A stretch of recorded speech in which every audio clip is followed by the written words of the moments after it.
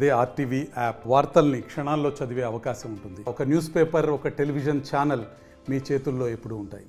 ఎవరి మీద ఆధారపడి బతికింది లేదు. ఎందుకంటే ప్రతి ఒక్కరికి, కుమ్మరి చేసే వారికి, బట్టలు నేసే వాళ్ళందరికీ, ప్రతి కులానికి ఒక వృత్తి అంటూ ఉంది. ఆ వృత్తిని నమ్ముకొని మనం బతికినాం, కానీ ఎప్పుడో అమ్ముకొని బతకలేదు, ఎవరి మీద ఆధారపడి బతకలేదు. కాబట్టి మనము వెనుకబడిన తరగతులు అంటున్నారు, కానీ మనము వెనుకబడిన తరగతులు మానసికంగా కాదు, ఆర్థిక పరంగా కాదు. మనం చేస్తున్న పనుల వల్లే, మనము చేస్తున్న ఉత్పత్తి వల్లే మన దేశ ఆర్థిక వ్యవస్థ ఆధారపడి ఉంది. మన ఆర్థికంగా దేశానికి ఎంతో ముందుకు మనం సహాయం చేస్తున్నాం.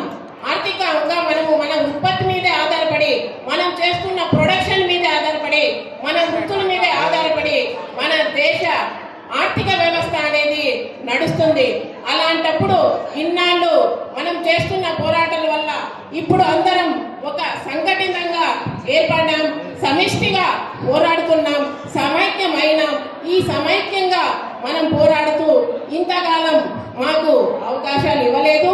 కాబట్టి ఇప్పుడన్నా మేమందరం ఏకమైనాం. కాబట్టి మాకు చట్టసభల్లో మాకు ప్రాధాన్యత ఇవ్వాలి, ప్రాతినిధ్యం వహిస్తాం. మేము చట్టసభల్లో వెళ్ళడానికి మాకు అవకాశం ఇవ్వండి అని మనమందరం కలిసి ఏకమై సమిష్టిగా అడుగుతున్నాం.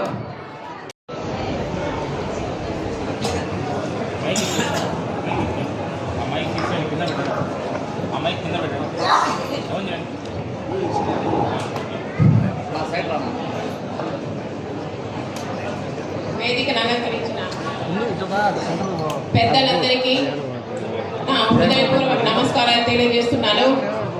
అదేవిధంగా ఇక్కడి విచ్చేసిన బడుగు బలహీన వర్గాలు, వెనుకబడిన తరగతులు, ఎస్సీ ఎస్టీ అందరూ మీరు చేస్తున్న ఈ బీసీ పోరాటానికి మేమందరం సిద్ధం అంటూ హాజరై మాకు సపోర్ట్ చేస్తున్న మీ అందరికీ మా హృదయపూర్వక నమస్కారాలు తెలియజేస్తున్నాం.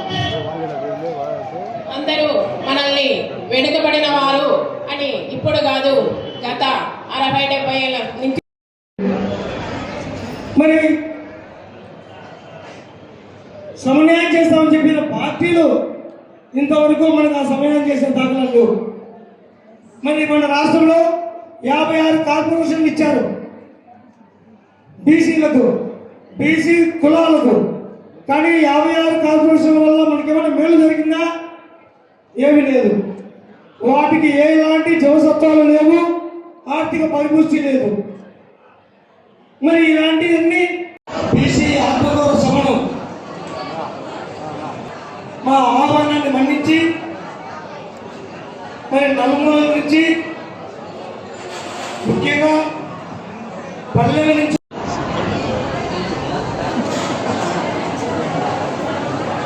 మరిన్ని వీడియోస్ కోసం ఛానల్ ని సబ్స్క్రైబ్ చేయండి. లేటెస్ట్ అప్డేట్స్ కోసం వాట్సాప్ ఛానల్ ని ఫాలో చేయండి. అండ్ లింక్ డిస్క్రిప్షన్ లో ఉంది.